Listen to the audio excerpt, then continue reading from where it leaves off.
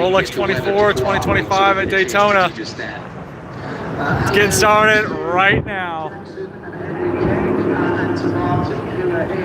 Trackside listing of 107.9 by the great army of followers of Imsa, and in fact I met Marty here for the first time at this race. It's Wood America that is their home track, so opportunity for the youngsters. 15 minutes, see who can lay down the fastest lap. And experience the Rolex 24. We got Corvette, we got Rexy, we got Ferrari, we got the Mustangs, Mercedes, Lexus, more Mercedes and Corvette.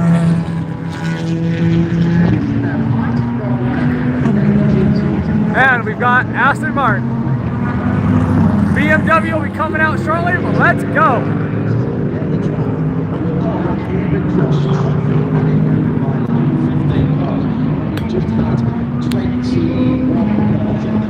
Sorry, that's not going to fly. They'll come back at you and say, this is the largest GT.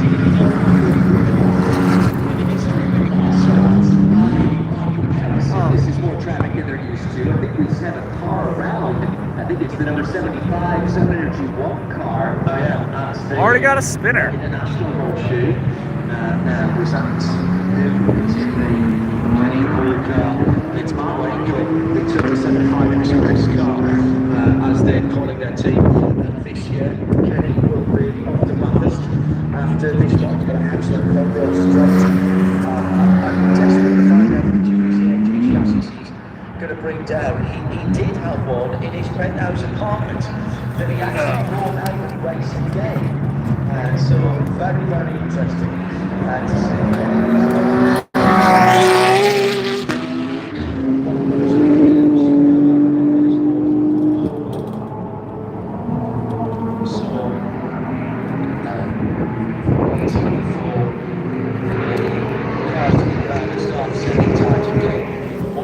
How can we forget the Lamborghini?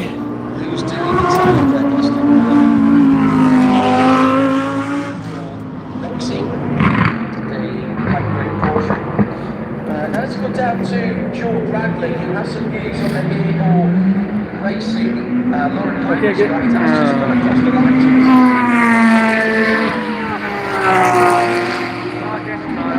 Rehearse this.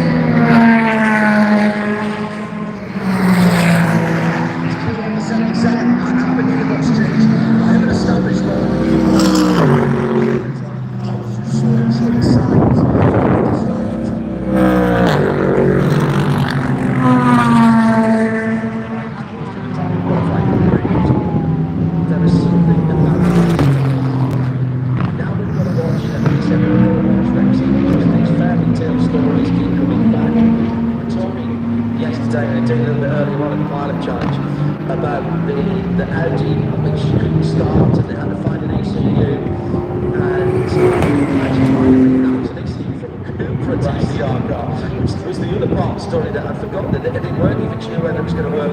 That went on to win this race in 1-3. So Rexy with a last second gearbox change on the Porsche. Now, what does that translate into in the race? That's wonderful. We'll find out, certainly. But what a story it would be. What a team. The way that they were able to come in more Pro Drivers' Championship on debut. Something that had hardly happened in the annals of Imsa, at least in recent decades, to win a championship. To take the mantle of numbers effectively, take the fight to the rest of the GTD Pro Field the way they did last year was outstanding. Plus everything they've done away from the racetrack to attract new fans with that livery.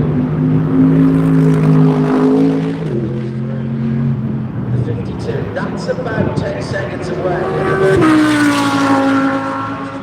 Only the drivers can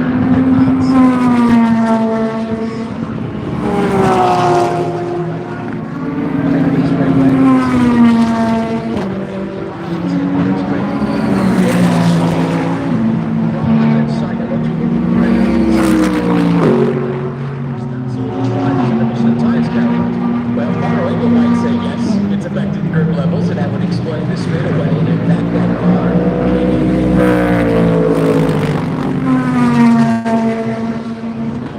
backed out. But yeah, it's totally up to the guy in the scenes.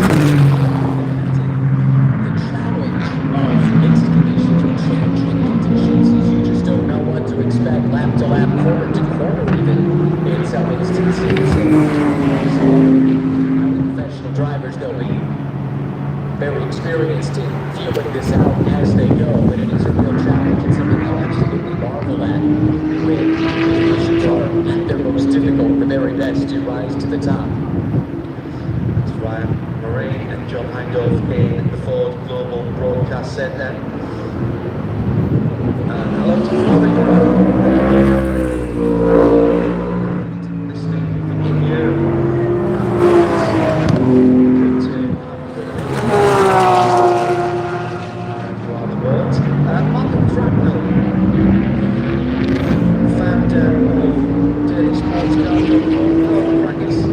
Listening in from the UK, 20 minutes before 8. Now, let's see if these guys are getting serious. We've not yet eclipsed the times for the GTDs here, right?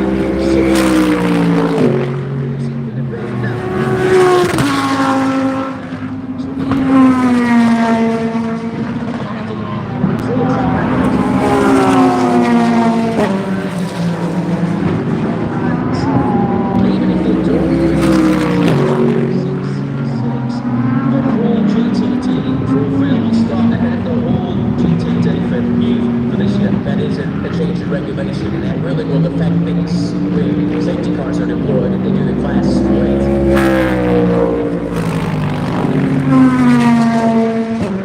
Effectively, it's a single class, and they weren't separated prior to.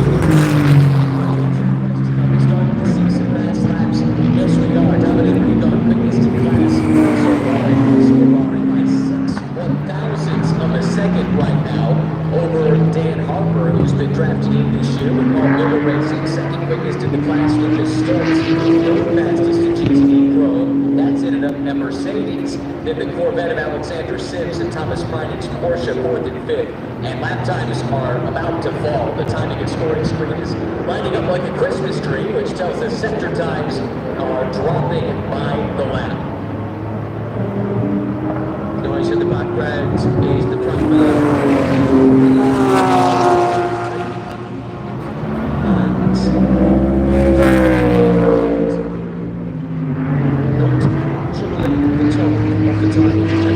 Alright, we should be seeing some laps now. And Tommy Milner, well, there is pace in effect, 146.9.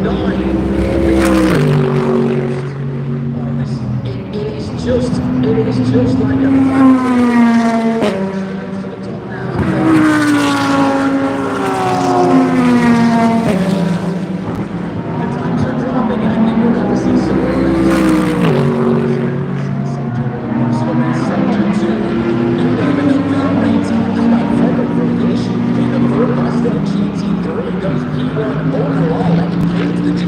Hell yeah, Mustangs, V1.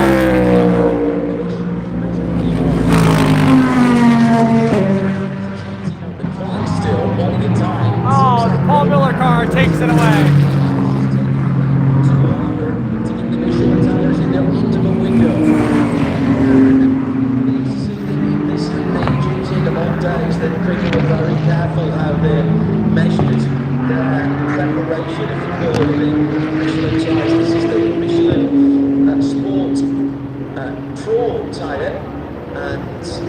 The drivers are loving it. New fastest lap, 146 flat for Dan Harmer, former BMW Junior. Had a try in the prototype at the end of last year after the Bahrain final. A minute and a half after he got out of the car, and as wide as the other. Thoroughly enjoyed it. Great set of youngsters that BMW have supported down through the years.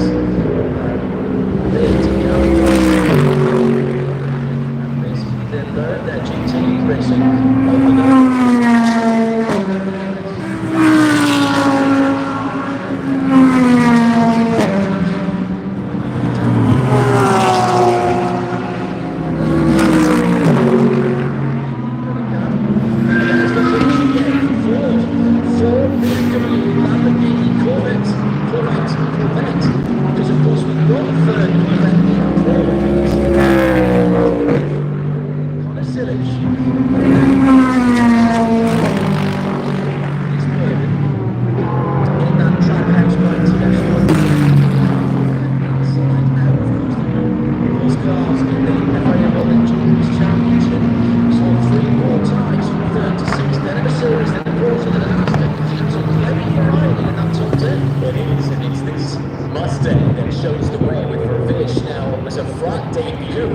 for the Mustang GT3 here at Daytona last year. Some reliability issues, maybe not a giant surprise running a 24-hour race for the program's debut, but there is a lot of confidence in the Ford camp. The Multimatic folks talking about this track here at Daytona.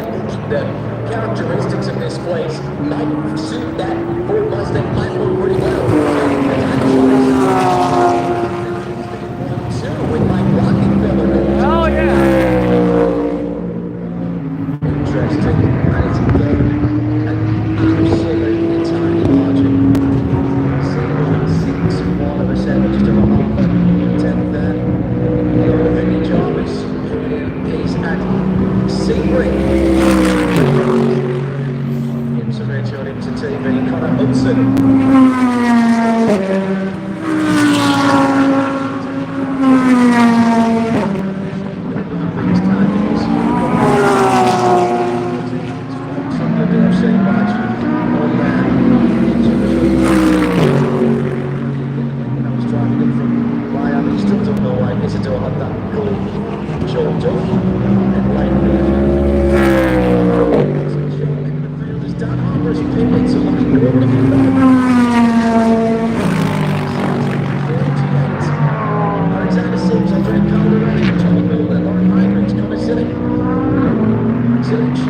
Last time around, and the top 9 are now faster than Elliott Spears lap time. Although that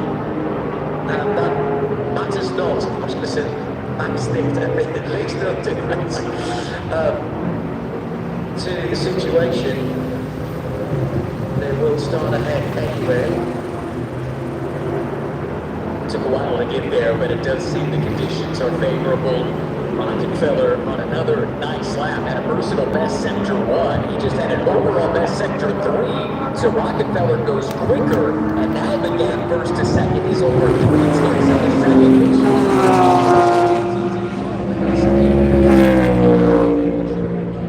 It may not, because we still have just under 2 minutes to go. It's on his route. That's part of US Man.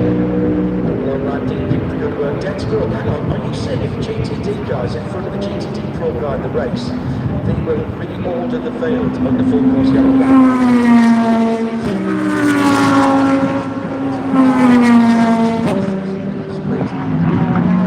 Which happens after the final weight box. So,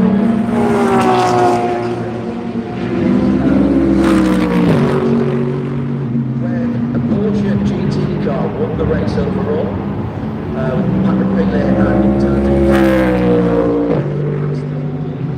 prototype field about 6 times.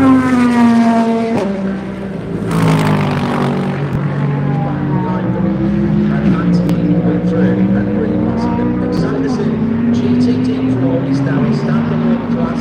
GTD is a standalone class and will be dealt with as such behind any and all safety cars and race starts.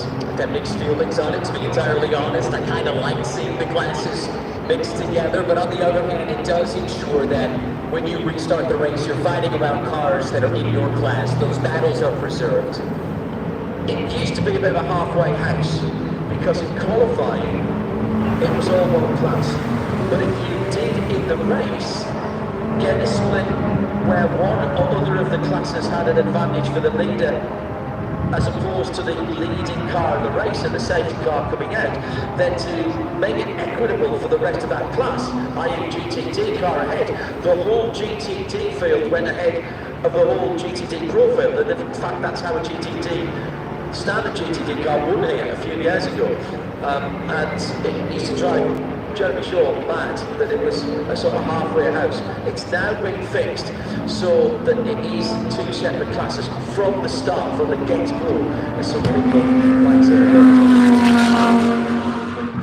say. All right, guys, I think that's it. That's going to conclude GTD Pro qualifying. As well, a bit of a different vibe this year on the Imsa Pro. As it stands right now, post-race tech might reveal something. The Ford Mustang GT3 P1 and P2 at the start of the 24-hour race tomorrow. Congratulations, Ford and Multimatic. 24 hours, can you keep that up? It's a long road ahead. 98 cup of tea with Bob. He helped me immensely, as did Jeremy Shaw.